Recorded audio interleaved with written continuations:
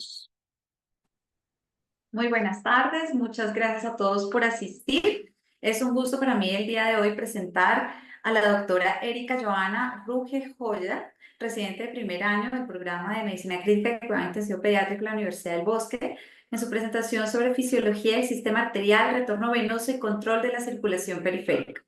Aprovecho la oportunidad para agradecer la revisión y valiosos aportes del doctor Vázquez y el doctor Fernández y del doctor Juan David Roa, que por motivos personales no nos puede acompañar en este momento en la presentación.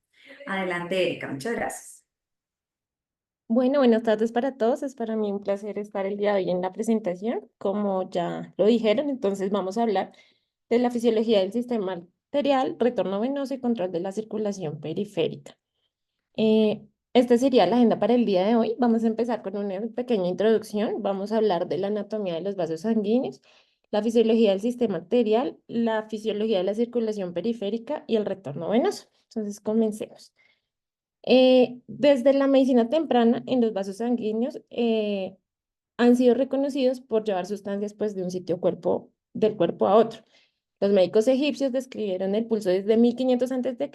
y describen dos sistemas diferentes. Voy a sacar el puntero, perdón. Eh, el sistema arterial, que llevaba la mayoría del material gaseoso y escaso líquido, y el sistema venoso, que llevaba la mayoría del líquido que se originaba pues, en el hígado. Este sería el primer modelo descrito, que sería el modelo del Erasistratus, en el que las arterias y las venas están separadas. Las venas pues contienen sangre de color azul, mientras que las arterias contienen aire en color blanco. La comida es tomada del hígado, que está en color negro, y transformada en sangre, que luego es transportada a la vena cava a través de la vena hepática. Desde la cava, la sangre venosa se administra a todas las partes del cuerpo, parte de la sangre se desvía hacia el ventrículo derecho, desde donde entra la arteria pulmonar para nutrir a los pulmones. Y el aire es tomado en los pulmones por las venas pulmonares, transferido al ventrículo izquierdo y distribuido a los tejidos a través de las arterias. Galeno posteriormente demostró que las arterias normalmente contienen sangre de color rojo, no aire. La sangre arterial se deriva del paso de sangre venosa a través de poros en el tabique interventricular, poros invisibles, que se muestra como estos agujeros en la pared septal interrumpida. Colombo posteriormente describió el circuito cardiopulmonar en el que la sangre venosa del ventrículo derecho pasa a través de los pulmones hacia el ventrículo izquierdo, acá señalado, y a las arterias. Sin embargo, pues Colombo mantuvo la visión griega antigua de que el flujo sanguíneo en las venas era centrífugo, o sea, lejos del hígado, y hacia los tejidos, con solo una pequeña cantidad entrando en el corazón derecho. Por lo tanto, este sistema permanecía siendo como un híbrido entre el cerrado pulmonar y el abierto sistémico. Entonces, pues no fue hasta este libro, que es el ejercicio anatómico de William Harvey, publicado en 1628, que la circulación fue entendida como un sistema de asa cerrada y que se origina y termina en el corazón. Para esto, pues una pista importante fue la presencia de válvulas en las venas, acá señaladas. En el hígado, pues ya no era no era la fuente de las venas, más bien el corazón estaba impulsando toda la sangre a través del circuito, y la transferencia de sangre de las arterias a las venas que se daban en el pulmón y hacia la periferia podían ocurrir a través de conexiones que aquí serían señaladas, tanto en el pulmón como anastomosis y a través de porosidades en la carne, que se fue pues como el último mecanismo favorecido por Harvey. Eso pues con respecto a la historia de la circulación. Ahora hablando específicamente de la anatomía de los vasos sanguíneos, empezamos por el sistema arterial. Sabemos que son 8 segmentos de ramificación proximal al sistema capilar, pero que funcionalmente solo tenemos tres categorías relevantes. Tenemos las arterias de conducción, que son aquellas mayores a 300 micras, las arterias de resistencia, que van de 50 a 300 micras, y las arteriolas de 10 a 50 micras. Todos los vasos pues constan de tres capas: la interna o íntima, la media y la adventicia o la túnica externa. La íntima entonces pues consiste en endotelio, que es semipermeable y cuyas células endoteliales sintetizan varios agentes vasoactivos o paraclínicos, y la lámina elástica interna, que sería esta que les estoy señalando, que separa el endotelio de la túnica media. Esta lámina elástica interna funciona como una barrera fenestrada que permite el paso de varias células y sustancias entre las capas. La túnica media contiene células del músculo liso vascular dispuestas transversalmente, que median el tono vascular, y una matriz de colágeno, que tendremos acá señalada, y las láminas elásticas. el tono y el calibre estarían modulados por la activación de neurotransmisores y los diferentes receptores de los que ya hablaremos. La túnica media entonces cambia de tamaño y contenido pues según la ramificación del sistema arterial. Entonces, en las ramas proximales la elastina predomina y en las arterias terminales de las células predomina más el músculo liso. En las arterias de resistencia y en las arteriolas, que serían estas de acá, mm, la media tiene progresivamente menos músculo liso y va dando paso al sistema capilar. La lámina elástica externa recibe pues entre la túnica media y la túnica externa, acá señalada, y está compuesta por colágeno, elastina y fibroblastos. Esta capa externa protege pues a la arteria del daño y finalmente tenemos la vasa vasorum, que son los vasos sanguíneos que suministran la sangre a la pared del vaso sanguíneo y los nervios pues que inervan los vasos sanguíneos que entran pues a través de la túnica externa o adventicia. Con respecto a los capilares, pues son el vaso más pequeño del cuerpo humano que tiene un diámetro de 4 a 10 micras. Está compuesto por una capa endotelial rodeada de tejido conectivo, permite el intercambio de nutrientes y metabolismos por difusión y hay tres categorías funcionales de capilares que serían los continuos localizados en la piel, los pulmones, la barrera hematoencefálica, los fenestrados que estarían localizados en las vellosidades intestinales, por ejemplo, y los sinusoides que estarán localizados en el hígado, la médula ósea, que tienen la facilidad o la característica que tienen un aumento progresivo de la capacidad de difusión que permite pues que las sustancias atraviesen sus paredes y que sean sustancias más grandes a través de su membrana según pues el tipo de capilar. Y con respecto a las venas, entonces tenemos que el sistema venoso tiene 5 morfologías distintas. Las vénulas, las venas musculares, las venas pequeñas, las venas medianas y las venas grandes. Aunque la delineación pues no es tan clara como en el sistema arterial y es muy variable, el sistema venoso se ramifica al revés del sistema arterial. O sea, las vénulas consisten en un poco más que una capa endotelial con membrana basal que consiste en pericitos y a medida que el sistema venoso se va, converge, aparece túnica media, vénulas musculares, luego las tres túnicas distintas, que ya sería a partir de las venas pequeñas, las venas medianas y las venas grandes. Y las válvulas en las venas medianas que finalmente pues ya nos permite ver las tres capas parecidas a las arterias, pero claramente con una diferencia en el grosor con respecto a la túnica media. Esta sería como una de las diferencias o la principal diferencia del sistema venoso, teniendo en cuenta que esta morfología va a permitir que sea un sistema de capacitancia con una relativa menor cantidad de íntima y externa, que lo que nos permite es que puedan tolerar mayores volúmenes de sangre. Y la otra diferencia es que el vasa vasorum de las venas es un poquito, digamos, es más abundante porque como mueve sangre desoxigenada requiere más vasa vasorum para lograr, digamos, la perfusión de la pared de las venas. En cuanto al glicocáliz, pues sabemos que se trata de un componente fundamental de la estructura de la membrana endotelial. Lo traigo pues en anatomía dado que es parte fundamental y como vemos en esta imagen de la autoría del profe Fernández, se trata de una capa fina que cubre el interior de los vasos sanguíneos, desde los capilares hacia las arterias y las venas, y es capaz de formar una interfaz entre la célula endotelial y el flujo sanguíneo. Sabemos pues que está compuesto aquí, como podemos ver, por proteoglicanos, glicosaminoglicanos y glicoproteínas, y componentes no solubles y dependientes de células endoteliales. Pero acá, digamos, para efectos de esta charla, lo más importante es su rol en la permeabilidad vascular. El glicocáliz regula la permeabilidad de varias moléculas dentro y fuera de la célula endotelial de forma parecida a los procesos asociados con la filtración glomerular. También como un elemento de mecanotransducción vascular, es decir, es capaz de detectar y transducir fuerzas mecánicas y su acción impacta en la regulación del flujo sanguíneo capilar. Y esta es una de sus funciones más importantes con respecto a la regulación de la permeabilidad al agua y los solutos. Sabemos que la estructura del glicocáliz endotelial tiene una gran influencia en la función del órgano y que incluso es posible que su morfología se forme de acuerdo a los requisitos del órgano donde se encuentra.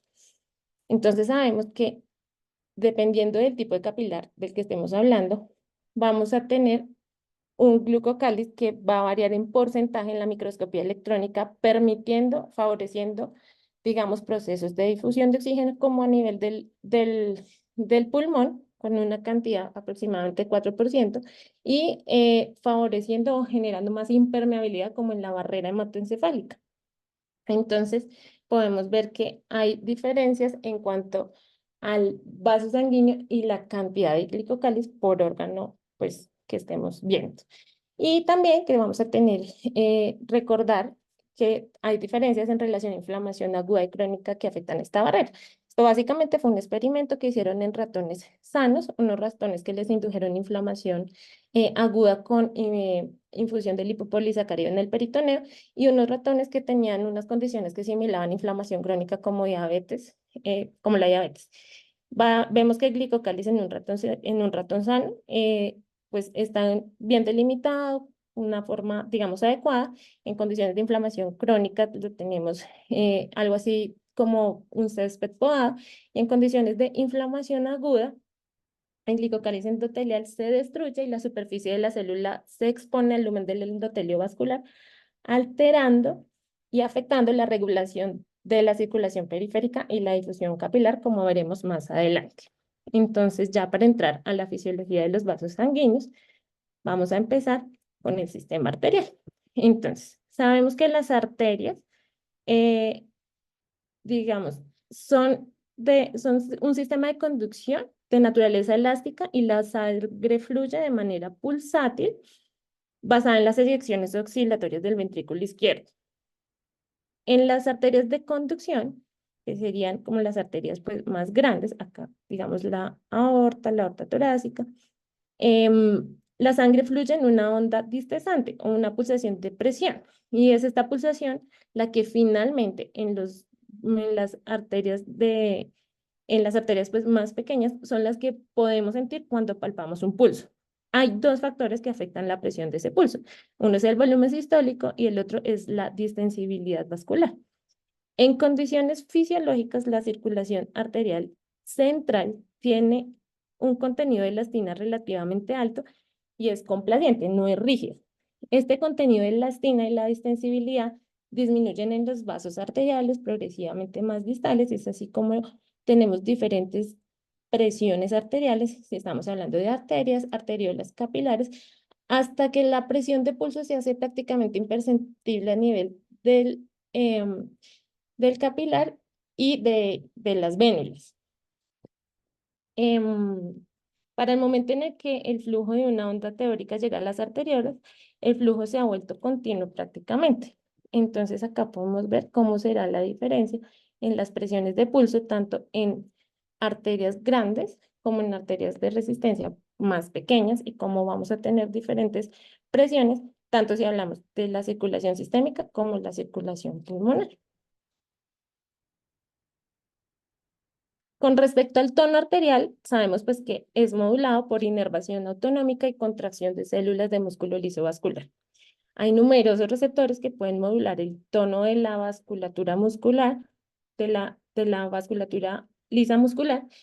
Dentro de ellos, pues, los receptores purinérgicos, los receptores similares a los de calcitonina, los receptores de neuropéptido Y, pero pues nos vamos a centrar en los receptores adrenérgicos. Los adrenoreceptores incluyen los subtipos alfa 1, alfa 2, beta 1 y beta 2. El receptor alfa 1 medía el aumento del tono al aumentar la liberación pues, del calcio del retículo endoplasmático. Y este receptor es estimulado por la liberación autonómica de norepinefrina o agonistas alfas en acción directa como la fenilefrina. Los receptores alfa 2 tienen una función similar, sin embargo, ellos están ya ubicados en las arterias y las arteriolas de resistencia y no en las arterias más grandes. Tanto los receptores adrenérgicos beta 1 y beta 2 están presentes en todas las paredes de los vasos, sin embargo, los beta 2 tienen una acción que predomina en el músculo liso vascular y ambos causan vasodilatación. También sabemos que la modulación del tono arterial está regulada por el centro vasomotor ubicado en el bulbo raquídeo y los impulsos continuos a los vasos manteniendo ese tono vasomotor. Si hay un aumento del impulso simpático, hay una vasoconstricción sistémica, excepto en las arteriolas del corazón, el cerebro y el músculo, que con aumento del impulso simpático van a tener vasodilatación en condiciones donde usted necesita que el corazón, el cerebro y los músculos funcionen bien. Por ejemplo, cuando un organismo está sometido a un estrés y la forma de reaccionar es miedo, correr y aumentar el gasto cardíaco, etcétera.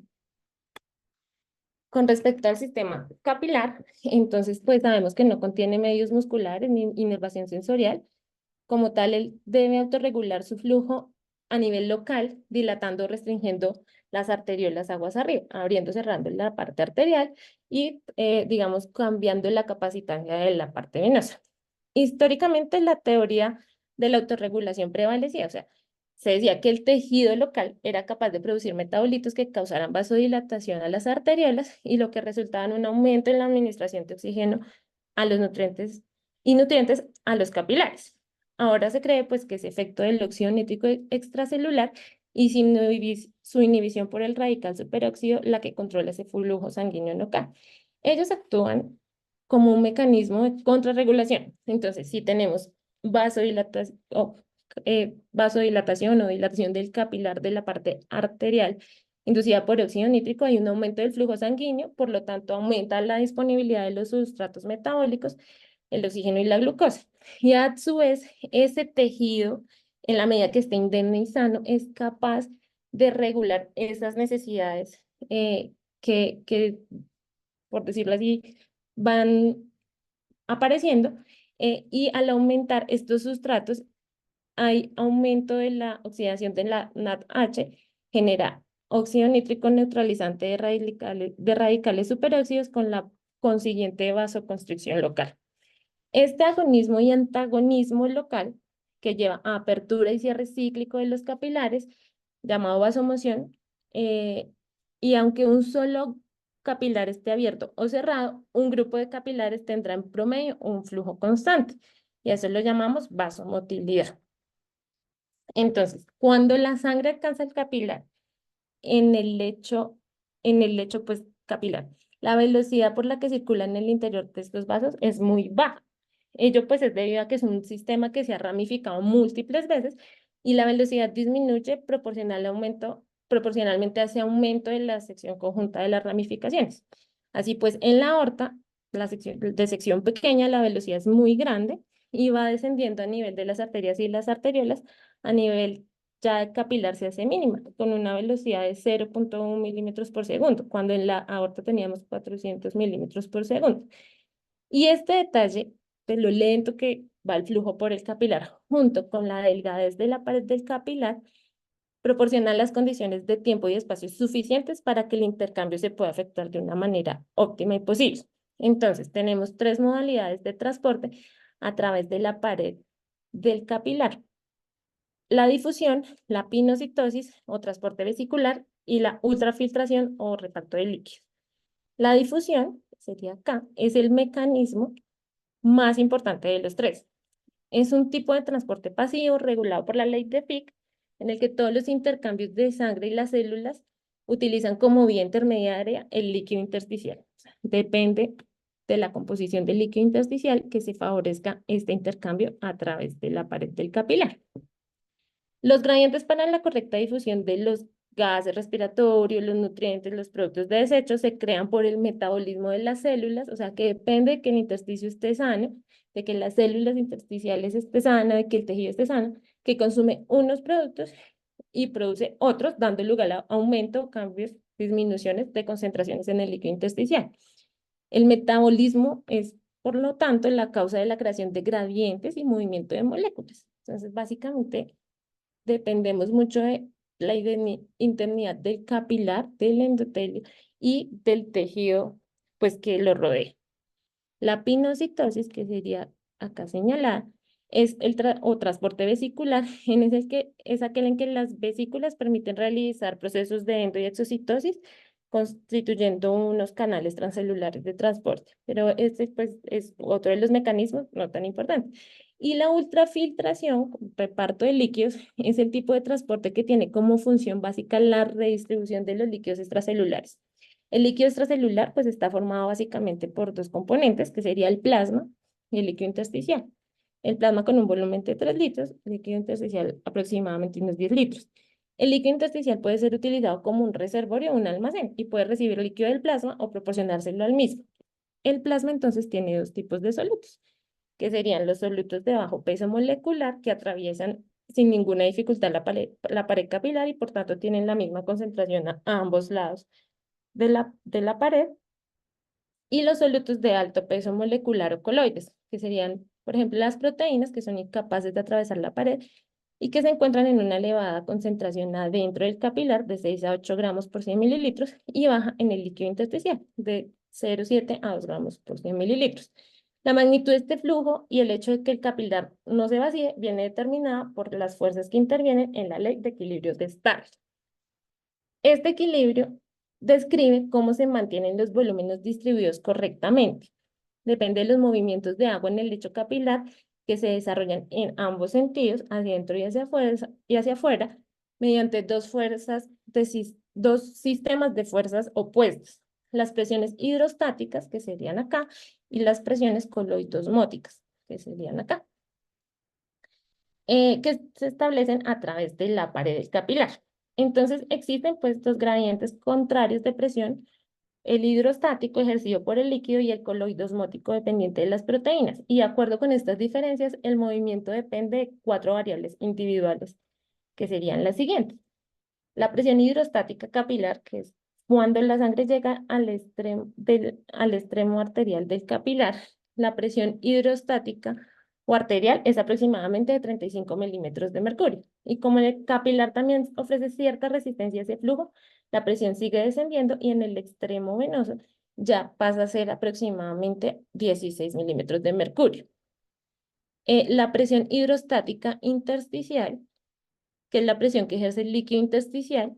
Su medida pues es difícil, se asume en estudios de fisiología que es de cero, pero pues se han podido tener algunas mediciones y parece tener valores atmosféricos o negativos, de -3 a -9, posiblemente gracias al drenaje linfático. La presión osmótica o coloidosmótica u oncótica capilar, que es la presión desarrollada por las proteínas plasmáticas, y el efecto osmótico de estos solutos empuja agua hacia el interior del vaso. Su valor aproximado es de 28 milímetros de mercurio. La presión osmótica o coloidosmótica intersticial, que es la presión que ejercen las proteínas del líquido intersticial, pero como ya dijimos que la concentración era mucho más baja, de 1 a 2 gramos, su valor es aproximadamente de 3. Si sumamos estas fuerzas de presión estas fuerzas, tenemos lo que conocemos como la presión neta de filtración, que es la suma de las fuerzas que intentan sacar agua al capilar menos las fuerzas que intentan meter agua al capilar. Si esta presión de filtración neta es positiva, habrá una filtración neta de líquido a través de los capilares. Si la suma de la fuerza de Starling es negativa, habrá una absorción neta de los líquidos del intersticio hacia los capilares. Entonces la calculamos con esta fórmula, que sería la presión capilar, hidrostática capilar, menos la presión hidrostática intersticial, menos la presión coloidosmótica plasmática, más la presión coloidosmótica intersticial. Y se define como la diferencia de presiones que empujan líquido hacia afuera, que sería la presión hidrostática capilar más la presión intersticial, y las presiones que empujan el agua hacia adentro, que sería las presiones, la coloidosmótica plasmática y la presión hidrostática intersticial.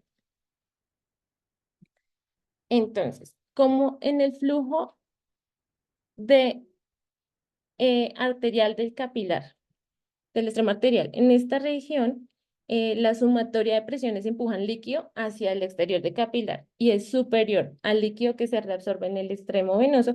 La diferencia al principio del capilar en la parte arterial nos da una presión neta de filtración de 10. Por lo tanto, en esta primera porción del capilar se produce filtración o salida del flujo hacia el espacio intersticial. El flujo en el extremo venoso del capilar, en este punto, la diferencia de presiones se invierte siendo la suma de la presión neta de filtración hacia el exterior menor que la que empuja agua hacia el interior, y el resultado de una presión eficaz de filtración de -9, lo que indica una filtración inversa o absorción o reabsorción. Así, ambos procesos tienden a compensarse. Sin embargo, debido a que las presiones netas no son iguales, existe un flujo mayor de filtración arterial que de absorción. En términos porcentuales, más o menos, el 100% del filtrado en los capilares, que viene siendo 20 litros al día en el extremo arterial, se absorbe en un 90%, 18 litros al día en el extremo venoso del capilar, y el 10%, 2 litros al día, sería recogido por el sistema linfático. En este diagrama se muestran los principios del equilibrio de Starling, y lo que hicieron para elaborarlo es que obtienen la medida de presiones de los capilares arteriales y venosos, y en el punto donde se cruzan calculamos la media de la presión capilar funcional a lo largo de todo el capilar, que se calcula aproximadamente en 17 milímetros de mercurio.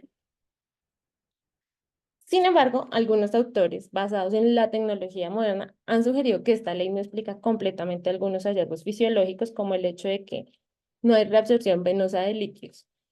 La concentración de proteínas intersticiales tiene poco efecto en el flujo de líquidos, y la tasa de flujo transcapilar es más baja de lo que se pensaba. Estos hallazgos y la comprensión del papel de glicocálice en la permeabilidad vascular sugieren que la teoría debe actualizarse específicamente en los siguientes aspectos. Uno, los experimentos han encontrado que hay una respuesta capilar transitoria en la que se ve que el líquido se absorbe después de una caída repentina de la presión hidrostática luminal, y esto cambia rápidamente de nuevo a la filtración externa, o sea, hay absorción arterial, incluso en el extremo venoso del capilar. Dos, se le empieza a dar importancia a un espacio que es el espacio del subglicocálice, que es una pequeña zona libre de proteínas, ay, perdón, que vendría siendo por acá, ubicada entre el glicocálice y la célula endotelial. Esta zona también tiene la capacidad de generar un gradiente con presión osmótica luminal, contrario a lo que se pensaba anteriormente, que había un gradiente entre presión osmótica luminal y la presión osmótica ya del tejido. La teoría original asume que la presión osmótica intersticial era menor que la presión osmótica luminal, y este concepto pues está siendo reevaluado a partir de la introducción del glicocálice. Esta transición fisiológica de las proteínas plasmáticas a través de grandes poros ubicados en los segmentos de la vénula de los capilares hace que la presión osmótica intersticial sea muy similar a la presión osmótica luminal. Y tres, pues el glicocálice endotelial es un determinante significativo de la conductividad hidráulica, porque puede reducir al resistir mecánicamente el flujo de líquido. También es un mecanotransductor, como les expliqué, de las fuerzas inducidas por el estrés de cizallamiento, que estimula la célula endotelial para liberar óxido nítrico y altera proteínas de unión, lo que hace que haya un aumento en la conductividad hidráulica de la membrana. Entonces, lo anterior pues sugiere que el movimiento del fluido a través del endotelio, explicado por el principio clásico de Starling que les expliqué anteriormente, puede actualizarse con esta fórmula, donde JBA es la fuerza de filtración hacia el exterior para un área determinada sobre área, la fuerza sobre área. LP sería la conductividad hidráulica de la membrana, o sea, lo difícil o fácil que es para el líquido pasar a través del medio cada unidad de área transversal a la dirección de flujo. PC es la presión hidrostática luminal, PI es la presión hidrostática intersticial, omega sería el coeficiente de reflexión de cada macromolécula de la membrana, pi-c sería la presión osmótica luminal y pi-g sería la presión osmótica del subglicocálice. Y este pi-g pues es muy bajo con respecto a la presión osmótica luminal. Por lo tanto, el gradiente de presión osmótica está más cerca de la presión osmótica luminal. Entonces, esta se empieza a reevaluar la teoría clásica de Stalin con la aparición y el efecto del glucocálice en la permeabilidad del endotelio y de la membrana de los capilares. Bueno, ahora vamos a hablar del sistema venoso. Entonces, empecemos pues por su función. Cerca del 70% de la sangre retenida en las venas de la circulación sistémica, es un sistema de conducción, un sistema de capacitancia, con un porcentaje total de volumen de distribución de la sangre, en el que el 64% de la sangre que tenemos en nuestro cuerpo se encuentra en el sistema venoso. Las venas tienen una capacitancia 30 veces mayor que las arterias, contienen 70% de la volemia comparado con solo el 18% de las arterias, y las venas del lecho esplácnico son capaces de guardar del 20 al 33% de la volemia. Son vasos de alta capacitancia que aguantan grandes cambios de volumen y no se asocian a cambios significativos en la presión transmural venosa. Con respecto a el sistema venoso, entonces, y su función, vamos a hablar de su efecto dentro del gasto cardíaco. Y entonces, antes en las teorías antiguas pensábamos que el gasto cardíaco estaba condicionado únicamente por el sistema arterial y la función del ventrículo de izquierdo, siendo, digamos, como relegado el sistema venoso y la función del ventrículo derecho dentro, pues, de nuestro gasto cardíaco. Se pensaba solamente que tenía que ver con el flujo de sangre del ventrículo izquierdo a la aorta. A partir de Gayton, que empieza a hablar del retorno venoso, sabemos que la diferencia de presiones entre las venas, las vénulas y la aurícula derecha permiten un flujo sanguíneo favorecido por el vaciado del sistema venoso y no por la eyección arterial. Entonces empezamos a hablar de cómo el sistema venoso es uno de los determinantes más importantes del gasto cardíaco. Para hablar de eso, entonces, vamos a nombrar la ley de Hagen-Poiseuille, que es fundamental para comprender tanto el retorno venoso como el gasto cardíaco. Esta es una ley análoga a la ley de Ohm de flujo de corriente eléctrica, que establece que el flujo de un fluido Q a través de un sistema, como un circuito cardiovascular, está relacionado con un delta de presiones a través de ese sistema dividido en la resistencia del sistema. P1 menos P2, delta de presiones sobre la resistencia. El gasto cardíaco izquierdo y el flujo a través de la circulación sistémica se describen utilizando una variación de la ley de Poiseuille. La diferencia entre la presión arterial media y la presión auricular derecha es la caída de presión a través del sistema y la resistencia vascular sistémica representa el flujo a través de ese circuito. Debido a que el gasto cardíaco debe ser igual al retorno venoso, se intuye que el retorno venoso al corazón derecho se puede escribir de una manera similar, en la que el retorno venoso es igual a la presión sistémica media, que ya les voy a explicar qué es, menos la presión de la aurícula derecha, de este gradiente depende, dividido en la resistencia al retorno venoso. Y esta es la ecuación que representa la aplicación de la ley de Poiseuille a la circulación venosa. Es como nuestra ecuación principal. Notemos pues que en ambas ecuaciones la resistencia es directamente proporcional a la longitud del vaso y la viscosidad del fluido y es inversamente proporcional al radio del vaso a la cuarta potencia. En la mayoría pues de los análisis fisiopatológicos no se tiene mucho en cuenta la viscosidad, sin embargo, pues este factor pasa a ser muy importante en contexto, por ejemplo, de los circuitos extracorpóreos, de bypass cardiopulmonar, como terapias de soporte renal, donde la hemodilución implicaría pues cambios en la viscosidad sanguínea y pues por lo mismo cambios de la resistencia al flujo. Entonces, con respecto al sistema venoso y la aurícula derecha, la única forma en que la función cardíaca pudiera alterar el retorno venoso es alterando la presión de la aurícula derecha y por lo tanto cambiando estos gradientes de presión. Como consecuencia del modesto rango de presiones de la circulación venosa, vemos que la cava y la aurícula derecha tiene de 1 a 2 milímetros de mercurio y las vénulas de 8 a 12, o sea, es una diferencia pequeña. Debido a estas diferencias pequeñas, pequeños cambios de la presión de la aurícula derecha pueden conducir a que se nos altere la diferencia, el delta de presiones y cambios muy grandes del retorno venoso. Dado que el retorno venoso y el gasto cardíaco deben ser iguales en un sistema cerrado, lo obvio es que el gasto cardíaco en la mayoría de condiciones fisiológicas y fisiopatológicas no dependa pues de la función del ventrículo izquierdo, sino la función del retorno venoso y del corazón derecho.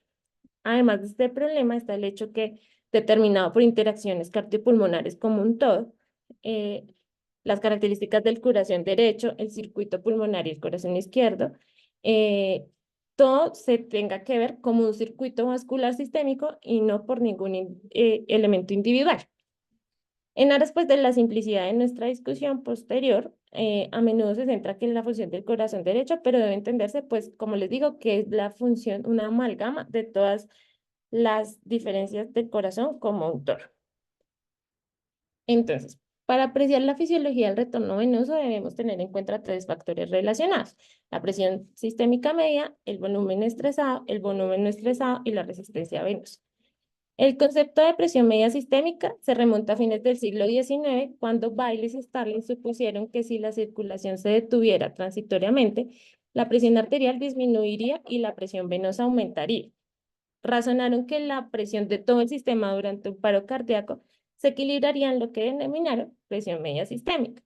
Después de que la sangre en el sistema circulatorio comenzara a fluir nuevamente, la presión aguas arriba, o sea, arterial, aumentaría y la presión aguas abajo disminuiría como consecuencia del bombeo del corazón. Sin embargo, la presión promedio de todo el sistema se mantendría igual que sería la presión cuando estaba en reposo o la presión media sistémica. Bailes y Starlitz determinaron entonces que la presión media sistémica debe ser independiente de la presión arterial media porque puede estar en ausencia de la función de la bomba cardíaca.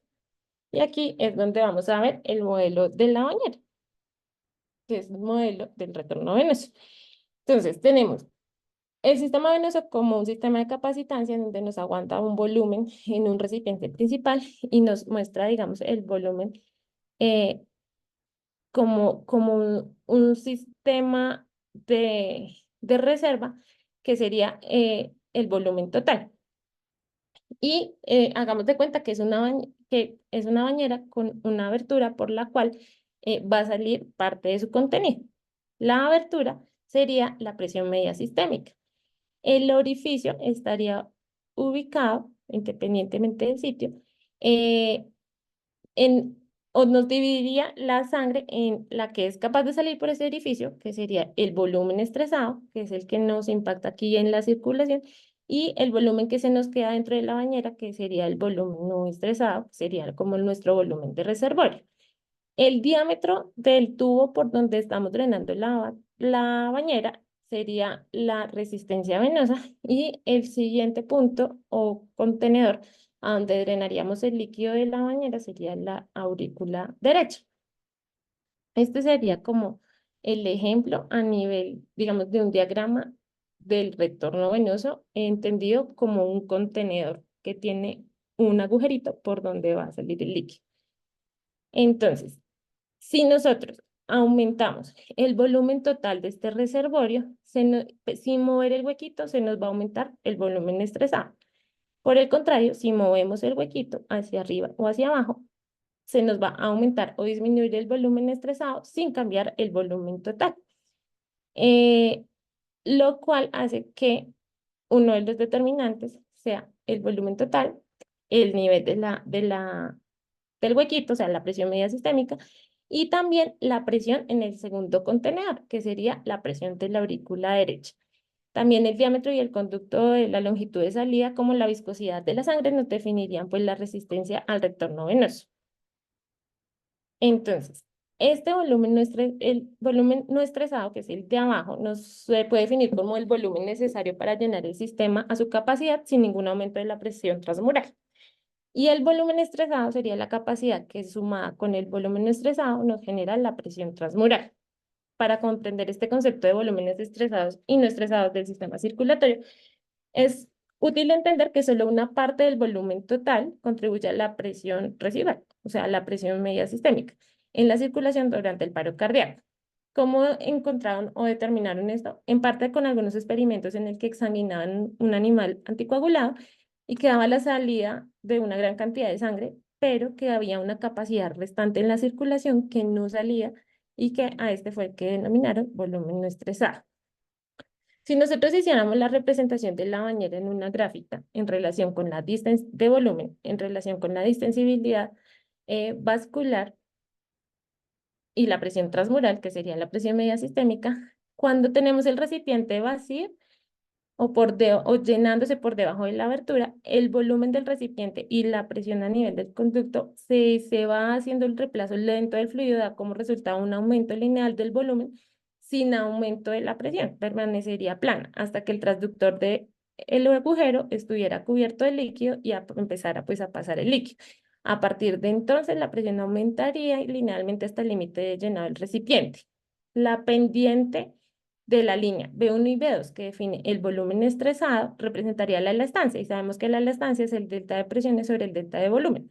Sin embargo, la elastancia pues es el inverso de la distensibilidad y el delta de volumen puede manifestarse como volumen estresado, que podría ser volumen 1 menos volumen 2, o volumen total menos volumen no estresado. Así podemos tener, eh, podemos, digamos, reescribir la ecuación de la presión media sistémica así. Tenemos que la distensibilidad es igual al volumen total menos el volumen estresado sobre la presión media sistémica, o si la reescribiéramos, la presión media sistémica sería el volumen estresado sobre la distensibilidad eh, vascular. Y pues sabemos que el volumen 20 a 30% del volumen sanguíneo es el volumen estresado, 1,5 litros, y la presión media sistémica es aproximadamente de 8 a 10 milímetros de mercurio. Se puede calcular la distensibilidad vascular aproximadamente en 0,18 milímetros de mercurio. Entonces, al aumentar la porción del volumen estresado contra el volumen no estresado y el volumen total, aumenta la presión sistémica media y el retorno venoso. Y condiciones de endo o exovenoconstricción nos pueden aumentar, disminuir el volumen no estresado, aumentar el volumen estresado, aumentar la presión media sistémica y finalmente aumentar el retorno venoso. O en condiciones de infusión de fluido, aumentamos el volumen estresado y no estresado, el volumen total, lo suficiente para aumentar la presión media sistémica y finalmente también aumentar el retorno venoso. Tenemos un modelo de dos compartimientos del sistema venoso, el compartimiento rápido compuesto por la aorta y las cavas y el compartimiento lento, perdón, que es el flujo de la aorta a las cavas, y el compartimiento lento, que es el flujo que va de la aorta a la circulación esplánica, la vena portal, las venas hepáticas y a la vena cava inferior. Son venas muy distensibles que pueden acomodar o liberar gran cantidad de sangre al compartimiento rápido. Si nosotros por alguna situación disminuimos el flujo esplánico por constricción arterial, las venas esplánicas también se exprimen y exprimen la sangre a través de las venas hepáticas hacia el compartimiento rápido. O sea, como si uno se diera un autobolo de líquidos. Entonces acá ya estamos hablando de resistencia venosa, en el que aumentos rápidos de la resistencia, perdón, aumentos lentos de la resistencia venosa y la resistencia arterial, hace que haya paso de la circulación esplánica a la circulación sistémica y haya un aumento del retorno venoso. Por el contrario, aumentos rápidos de la resistencia venosa o arterial disminuyen ese flujo de circulación esplánica sistémica y tenemos una caída del retorno venoso. Esta sería la representación gráfica de la ecuación del retorno venoso. En el eje de las X tenemos la presión de la aurícula derecha, en el eje de las Y tenemos el retorno venoso. El retorno venoso es máximo cuando la presión de la aurícula derecha es de 0 y el gradiente entre la presión media y la presión de la aurícula derecha es mayor. Si la presión de la aurícula derecha cae por debajo de 0, el flujo está limitado por colapso de las venas extratorácicas y el retorno venoso ya no aumenta más, se permanece en una meseta. El retorno venoso cae a medida que aumenta la presión de la aurícula derecha y de acuerdo con la ecuación de retorno venoso, que presión media menos presión de aurícula derecha sobre resistencia venosa, el retorno venoso solo puede ser 0 cuando no hay gradientes de presión, o sea, cuando la presión media llenado sistémico es igual a la presión de la aurícula derecha. Y esto ocurre en este punto donde está la intersección de la curva del retorno venoso con el eje de las X. La pendiente de la parte de la curva de retorno venoso en la presión auricular de la aurícula derecha mayor a 0 representa la diferencia de flujo dividida por la diferencia de presión en los diferentes puntos. Debido a que esta resistencia es definida como presión sobre flujo, la inversa de la pendiente de la curva representaría la resistencia venosa. En las ecuaciones pues, de esta parte superior izquierda de la figura reorganizan la ecuación del retorno venoso para definir la resistencia venosa como una inversa de la pendiente de la curva y definida pues por la misma ecuación. Por lo tanto, la pendiente del retorno venoso está inversamente relacionada a la resistencia del retorno venoso. ¿Cuáles serían entonces los determinantes de esta curva? Uno, el flujo sanguíneo, pues ya sabemos, el flujo sanguíneo que atraviesa ambas venas cavas. Si la presión de la aurícula derecha cae, aumenta este delta de presión de la aurícula derecha menos presión media sistémica, aumenta y el retorno venoso pues, es favorecido. Pero si la presión de la aurícula derecha disminuye por debajo de un valor crítico, el retorno venoso ya no aumenta. Y esto se llama cascada vascular o limitación del flujo. Pues ya tenemos colapso de las venas extratorácicas y no hay forma de tener más retorno venoso. Pero otro determinante también es la curva de función cardíaca. Tenemos entonces nuestro modelo de la curva de función ventricular o ley de Starling de precarga contra volumen sistólico con sus zonas dependiente de precarga e independiente de precarga. Sabemos que el gasto cardíaco se adapta a cambios de flujo a través de este mecanismo de Starling, donde el aumento de la precarga aumenta la contractilidad en la zona de precarga dependencia y aumenta el volumen sistólico, hasta un máximo estiramiento, donde aumentos adicionales del volumen no nos van a aumentar, perdón, donde aumentos adicionales de precarga no nos van a aumentar el volumen sistólico. Y en esta fila entonces observamos la unión de las dos anteriores, la curva de retorno venoso con la curva de gasto cardíaco. Y observamos algo que se llama el punto de equilibrio entre estas curvas. Ocurre cuando el gasto cardíaco y la presión de la aurícula derecha están en sus condiciones normales y tenemos en adultos 5 litros de gasto cardíaco, 5 litros minutos y 5 litros minutos de retorno venoso.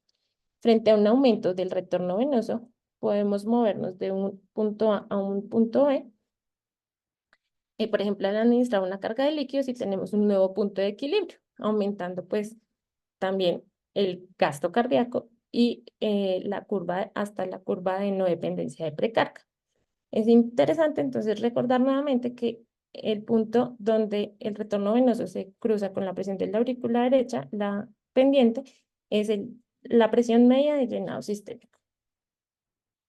¿Cómo manipular el retorno venoso? Entonces, para cambiar el retorno venoso podemos manipular tanto la presión media sistémica y sus constituyentes y modificar la resistencia venosa. Esto conduce a cambios en la forma y posición de las curvas. Cualquier cambio en la presión media por sí sola constituye un cambio en la interceptación de la curva en el eje de las X sin ningún cambio en la pendiente. Es decir, la resistencia venosa no tiene cambios. Un aumento en la presión media sistémica cambia la curva hacia la derecha, aumentando el retorno venoso y esta elevación aumenta o es impulsada por un aumento del volumen total, mientras que el volumen no estresado permanece fijo y aumenta la proporción del volumen estresado. Y una disminución genera un cambio en dirección opuesta hacia la disminución del retorno venoso. Cualquier disminución de la presión sistémica media es causada por una disminución del volumen total. Ya lo voy a explicar más adelante.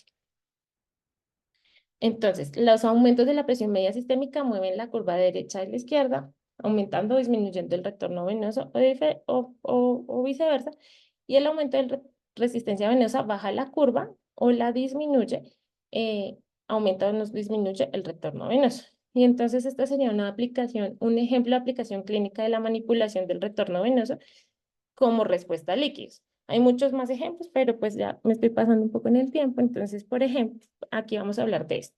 La respuesta a un aumento de precarga lo suficientemente, digamos, un reto hídrico que sea lo suficientemente grande que sea capaz de cambiar la presión media sistémica, o sea, el volumen estresado.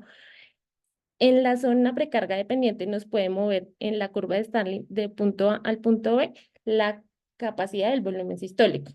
Esto definiríamos como un paciente respondedor, pero si es un paciente en el que tenemos un aumento de líquidos, un bolo de líquidos suficiente para aumentar el volumen estresado, pero está en un momento de precarga e independencia, los cambios de volúmenes no nos van a tener efecto en el cambio del volumen sistólico y esto lo denominaríamos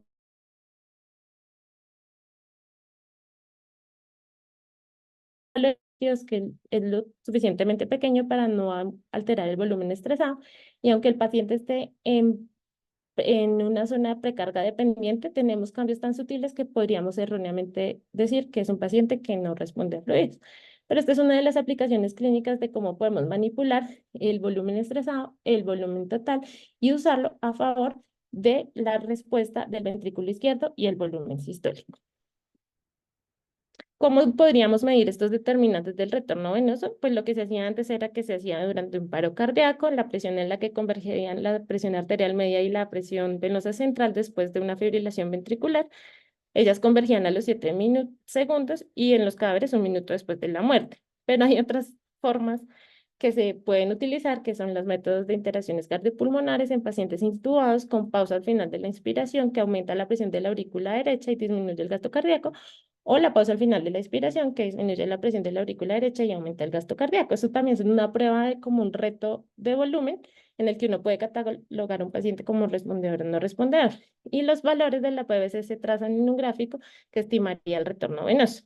Otra forma sería hacer como un pequeño paro en el brazo, que es un brazo de parada transitoria, donde lo ocluyen con un banguito y se mide la presión y se estima la presión media sistémica.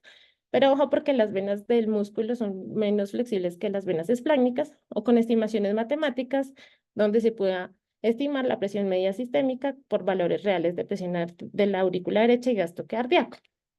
Pero solo por nombrarlo, también tenemos, digamos, nuevas alternativas como el Vexus, donde podemos ver sobre todo congestión venosa en los diferentes órganos y de alguna u otra manera podríamos estar viendo en vivo y en directo la presión media de llenado sistémico y inferir cómo están las presiones de la aurícula derecha y en un paciente con congestión venosa, qué es lo que está pasando, bien sea porque es no respondedor o es respondedor o hay alguna alteración en la que el gradiente de presiones no permita un adecuado retorno venoso.